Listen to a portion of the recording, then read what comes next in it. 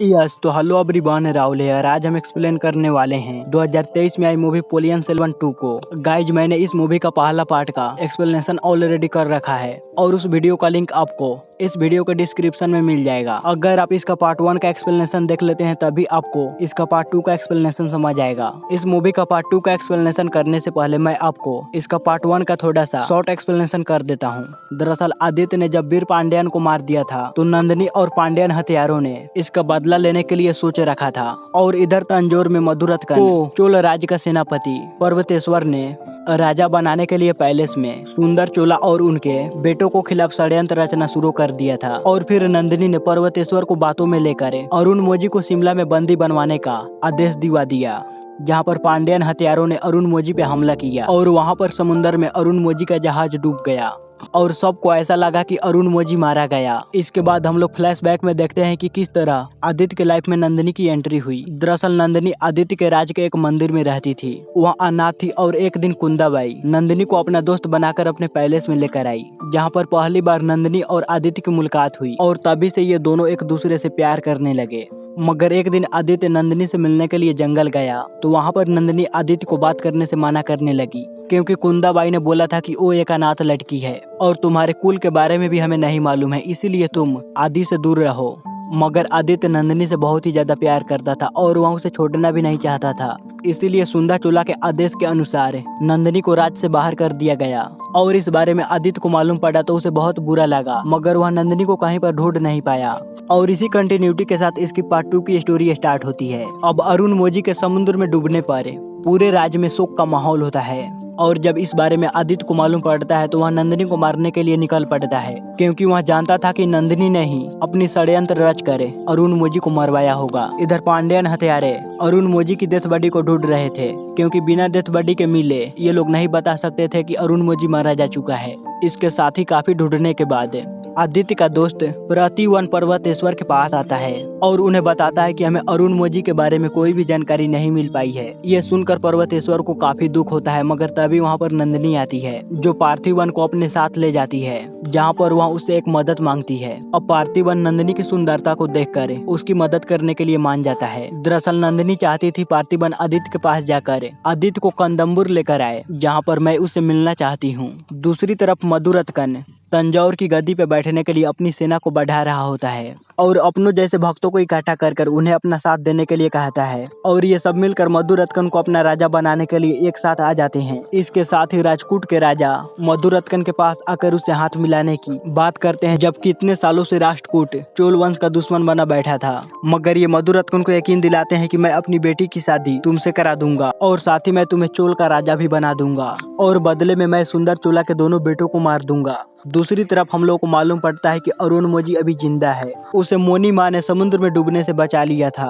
अब वहाँ से अरुण मोजी को बंदी देवन बचाकर बौद्ध भिक्षुओं के पास लेकर आते हैं, मगर रास्ते में इन्हें पांड्यन हथियारे मिल जाते हैं। तब बंदी देवन जैसे तैसे कर अरुण मोजी को बचाकर बौद्ध भिक्षुओं के पास छोड़ देते हैं और यहाँ पर अरुण मोजी की ध्यान अच्छे से रखी जाती है। और इधर पार्थिवन आदित्य के पास आता है, जहाँ पर वो आदित्य को बताता है कि अरुण मोजी के बारे में तो मुझे कोई भी जानकारी नहीं मिल पाई, लेकिन नंदिनी ने आपके लिए पैगाम भेजा है और वो बोली है कि आदित्य मैं तुमसे मिलना चाहती हूँ और मेरे कहने पर तुम मुझसे मिलने के लिए जरूर आओगे। और इधर नंदिनी अपने बीते हुए कल को याद करती है कि कैसे आदित्य ने मेरे रिक्वेस्ट करने के बाद भी वीर पांड्यन को मार दिया था और वीर पांड्यन मरने से पहले नंदिनी से कहा था मैंने हमेशा से तुम्हें अपनी बेटी की तरह पाला और इसलिए मेरे मौत के बाद तुम मेरे बेटे का ध्यान रखना और साथ ही तुम मेरा मौत का बदला जरूर लेना। और इसीलिए नंदिनी ने आदित्य को कदम्बुर के पैलेस में बुलाई थी मारने के लिए। और नंदिनी ने पांड्यन हथियारों के साथ मिलकर पूर्णिमा वाले दिन आदित्य को मारने की पूरी प्लानिंग कर रखी थी और ये सारी बातें बंदी देवन ने बेहोशी की नाटक में सुन ली थी। इसके साथ ही उसने आदित्य और तंजौर के राजा सुंदर चोला को मारने की एक साथ ही प्लानिंग की। नंदिनी चाहती थी कि एक ही वार में चोला वंश का साम्राज्य को खत्म कर दिया जाए। इसके बाद नंदिनी बंदी देवन को होश में लेकर आती है और उसे मारने के लिए कहती है, मगर बंदी देवन मरने से पहले उसे एक राज के बारे में बताता है और कहता है कि इसके बदले में तुम्हें मुझे आजाद करना पड़ेगा।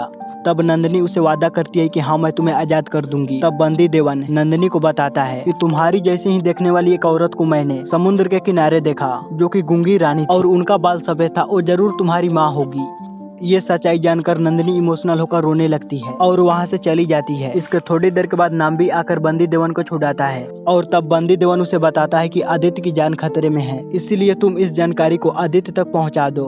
और वो खुद कुंदाबाई से जाकर तंजोर में मिलता है और नंदिनी के षड्यंत्र के बारे में कुंदाबाई को सब कुछ बता देता है। और साथ ही बंदी देवन से कुंदाबाई को मालूम पड़ता है कि अरुण मोजी जिंदा है और ये बातें सुनकर वह खुशी से उसे मिलने जाती है, जहाँ पर वो अरुण मोजी को जिंदा देखकर बहुत खुश होती है। और यहाँ पर अरुण मोजी कुंदाबाई को बताता है कि मुझे बचाने वाली एक सफेद बालों वाली एक बूढ़ी औरत है जो दिखने में बिल्कुल नंदिनी की तरह ही दिख रही थी और उन्होंने ही मुझे एक बार और कावेरी नदी में डूबने से बचाया था और इन्हें ही मोनी माँ भी कहा जाता था। और इधर नाम भी आदित्य को आकर बताता है कि आपकी जान को खतरा है, इसीलिए आप कंदमूर मत जाइए। और साथ ही जब आदित्य को अरुण मोजी के बारे में मालूम पड़ता है कि वो जिंदा है तो वह दौड़ते हुए उसे मिलने के लिए चला आता है और अपने बहन और अपने भाई को गले लगाकर बहुत खुश होते हैं। अब ये दोनों आदित्य को नंदिनी से मिलने के लिए माना करते हैं, लेकिन आदित्य बहुत जिद्दी था, वह इनकी बात को नहीं सुनता और अकेले ही नंदिनी से मिलने के लिए निकल पड़ता है।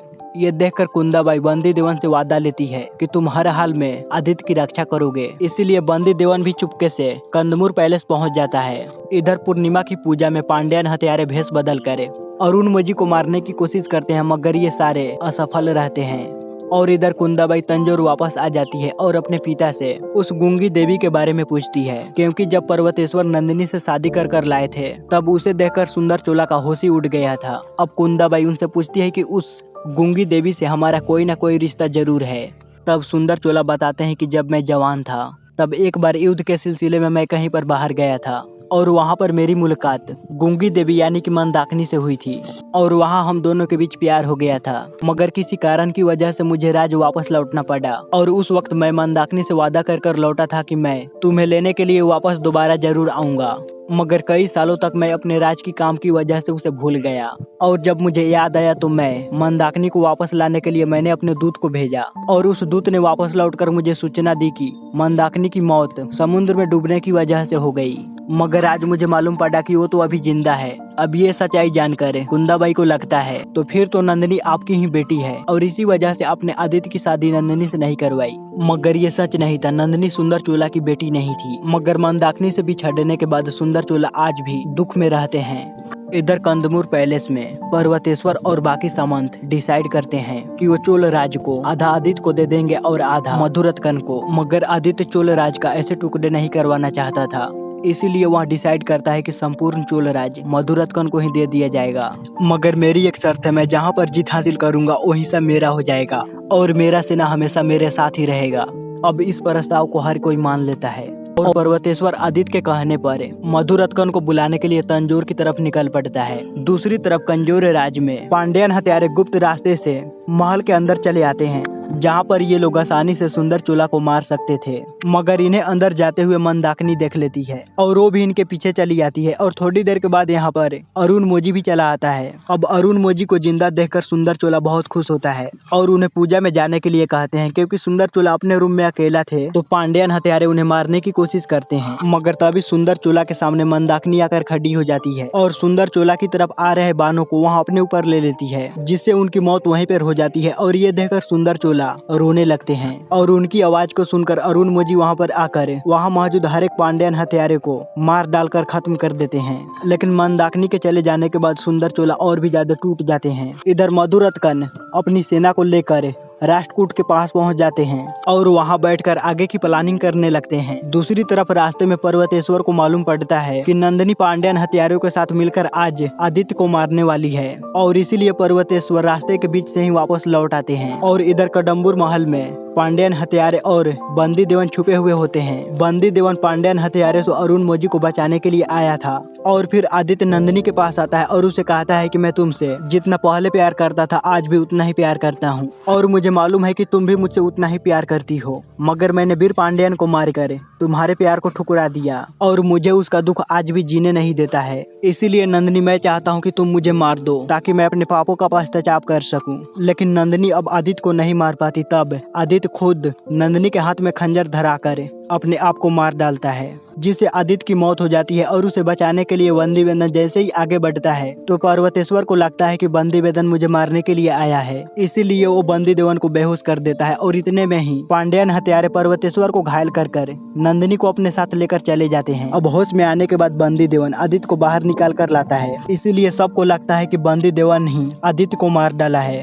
अब इसीलिए बंदी वेदन को अरेस्ट कर लिया जाता है। अब आदित्य का दोस्त पार्थिबन, अरुण मोजी और बंदी वेदन के खिलाफ हो जाते हैं। इधर नंदिनी बहुत दुखी होकर बैठी होती है, तभी उसे रविदास से मालूम पड़ता है कि वीर पांड्यन ने नंदिनी की माँ को किडनैप कर लिया है और उसके साथ जबरदस्ती की थी और उसी वजह से नंदिनी का जन्म हुआ। इसीलिए अब नंदिनी वीर पांड्यन की बेटी थी। ये सुनकर नंदिनी को बहुत बुरा लगता है, क्योंकि उसने जिससे चाहा उसने सिर्फ नंदिनी का इस्तेमाल किया और इसी गिल्ट की वजह से नंदिनी खुद को नदी में समर्पित कर देती है। इधर पार्थिबन राष्ट्रकूटों से जाकर हाथ मिला लेता है और ये लोग मिलकर चोल साम्राज्य का सर्वनाश करने की प्लानिंग करने लगते हैं। मगर ये मधुरत्कन को ठीक नहीं लगता, वह इनका साथ छोड़कर अरुण मोजी के साथ चला आता है। अब उसे एहसास हो गया था कि मैंने गद्दी के लालच में बहुते जनों को दुख दिया है। इसके बाद बंदी वेदन को सुंदर चोला के सामने लाया जाता है, जहाँ पर वो खुद को आदित्य का गुनहगार मानता है, क्योंकि उसने आदित्य को बचा नहीं पाया था। मगर पर्वतेश्वर आकर कहते हैं कि जिस वक्त आदित्य की मौत हुई थी उस वक्त बंदी वेदन बेहोश था, इसीलिए उसने आदित्य को नहीं मारा है। आदित्य के मौत का जिम्मेदार वो पांड्यन हत्यारे हैं। और तभी इन्हें मालूम पड़ता है कि राजकुटों की सेना हमारे राज्य में आ चुके हैं। अब इसलिए अरुण मोजी के साथ मधुरत्कन और बंदी वेदन दोनों मिलकर लड़ते हैं और काफी दमदार एक्शन मार कुटाई के बाद राजकुटों को राजा को मारने के बाद इस युद्ध को जीत लेते हैं। अब इस जीत के बाद सुंदर चोला चोल वंश की गद्दी पे अरुण मोजी को बैठाने की बात करते हैं, लेकिन अरुण मोजी इस गद्दी को मधुरत्कन को दे देता है और 14 वर्ष के बाद उनकी मौत के बाद अरुण मोजी खुद चोल वंश की गद्दी पे बैठकर चोल साम्राज्य को चारों तरफ फैला देता है और एक बहुत बड़ा राजा और एक योद्धा बनकर इतिहास में निखर कर आता है। और इसी के साथ यह मूवी यहीं पे खत्म होती है। सो गाइस, आपको यह वीडियो कैसा लगा प्लीज हमें लाइक और कमेंट कर जरूर बताइएगा। और इस चैनल पर पहली बार आए हैं तो इसे सब्सक्राइब भी कीजिएगा, क्योंकि मैं इसी तरह का लेटेस्ट मूवी आप लोगों के लिए लाता रहता हूँ।